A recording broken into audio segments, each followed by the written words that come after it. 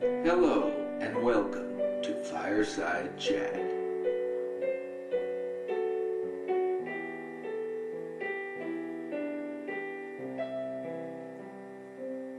Thanks for tuning in to our program.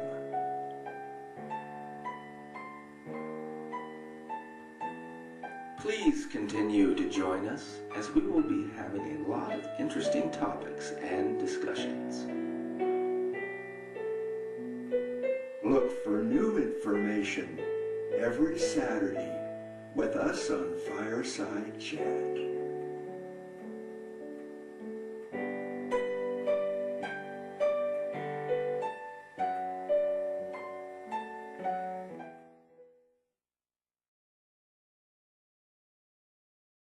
Hello, we're here at Wild Bill's Barber Shop here in Lindsay, and this is the Fireside Chat. Well, we're glad we finally got this set up. It's something that can't be done real quickly, as you notice. This is the place, my son and I both, we come in here for our haircuts, and this man standing right between us is Rick Loftin. I just want to thank the guys for bringing their program here to the barber shop and their interest in this kind of unique place here in Lindsay. So I just want to welcome you guys, and thanks again for coming down to the shop. Yes,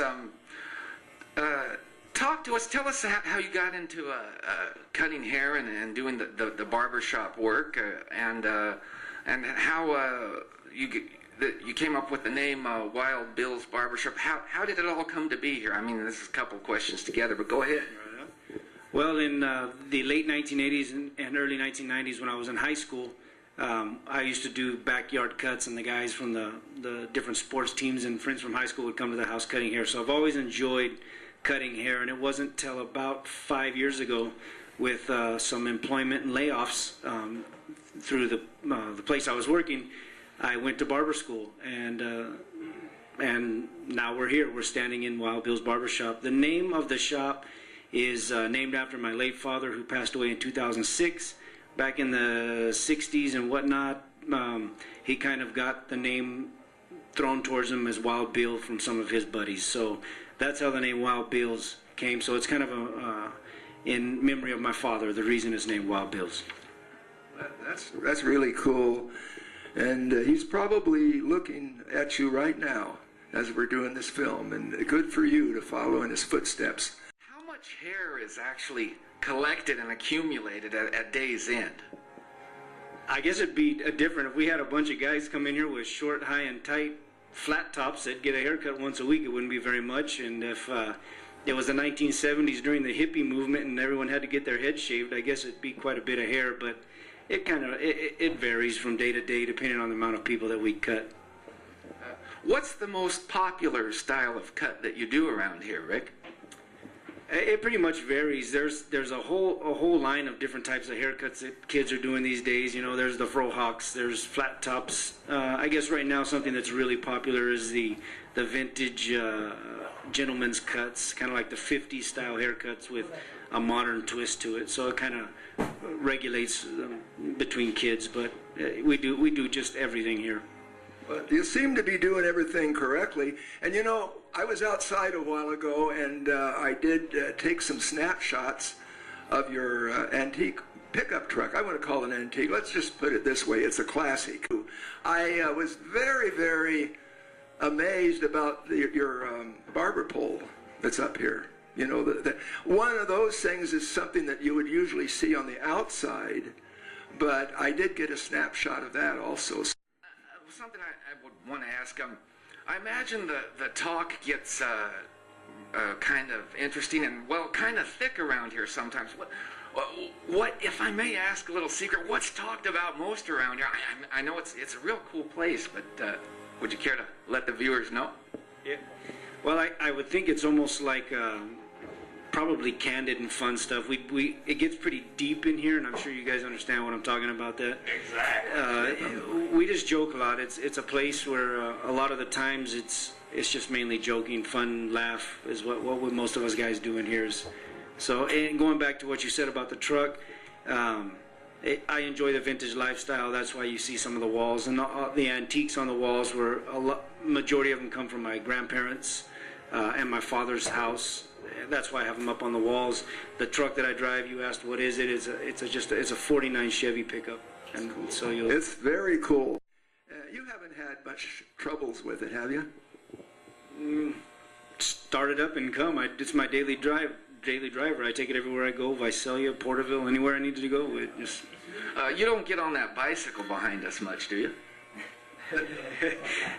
In the mornings, I like to warm up before haircuts. I'll sit up there and do a little pedal, get the blood pumping before I. No, I don't. But that's a 53. It's a really classic bicycle, and I think it's pretty neat. Yeah, it's really a cool decoration. You've got a lot of antique. You're kind of going with a sort of like a retro look around here. It's an oldies look, sort of, kind of a vintage barbershop look. And it's really cool, and I like coming here, and he is a very good barber. And there's some other barbers that also cut hair around here, and they're great as well. And we probably will be getting around your co-partner here, I guess. Yeah, it's a 4-chair shop, so besides myself, I've got 4 great barbers that work here as well. And we're bilingual, so we can serve the community well. And you do know Spanish. I know enough to get your haircut. Okay. I guarantee you that. Well, certainly mine, because I don't know any. So you got me there. Yeah, and I have no problem ordering at Taco Bell. So I know enough Spanish. Hey, while we're on the subject of barbers, now I don't know if you've been around here long enough to know what I'm referring to. Do you remember a Barber Bill? Do you remember him? And was the name of this, was he about in the same place as we're down a little bit, but wasn't it called the Palace? He gave me my first haircut. Okay. Barber Bill was very, very, well, quite a character. I like that guy. We used to go to him. Can you address that subject a little bit? I don't remember him personally, but he did. He was the gentleman that gave me my first haircut in 1970, probably 74, 75-ish maybe, is when I had my first haircut. And I have pictures of him giving me my haircut, but I don't remember him personally. Well, and he did stick around a little while through the 90s, and then finally he retired and got out of it, I believe. You might want to tell them the story and maybe share this with the listening audience. And we wanted to say this because both my son and I used to go over there to get our haircuts.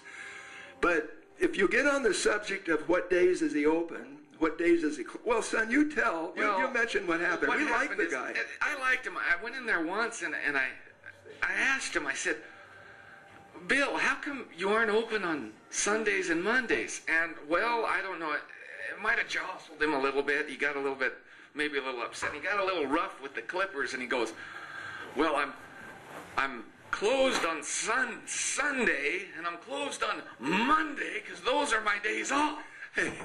After that happened, he never did question Bill too much. But we'd let the man do his job, and we didn't want to bother him when we were doing it. But I know now he's passed. But he's a good guy, though. All kidding aside, he was a very good barber, and we went to him, and that was the place at the time, the Palace. That's what I liked, and that you said it. Wild Bill's is the place to be now. A nice shop, and there's really great people working here and great people coming here. It's the place to be. It's all right, and it's better than all right. All right. It's super, and I guess we'll say bye for now. Yep.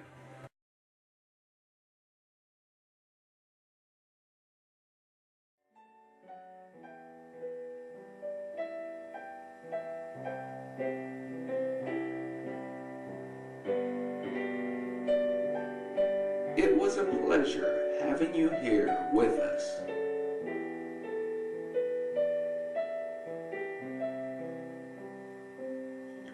And just as a reminder, please check in next Saturday for a brand new show.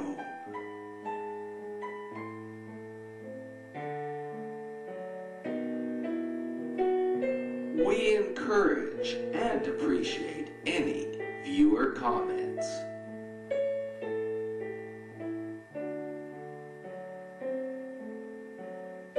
Remember, this is the Fireside Chat.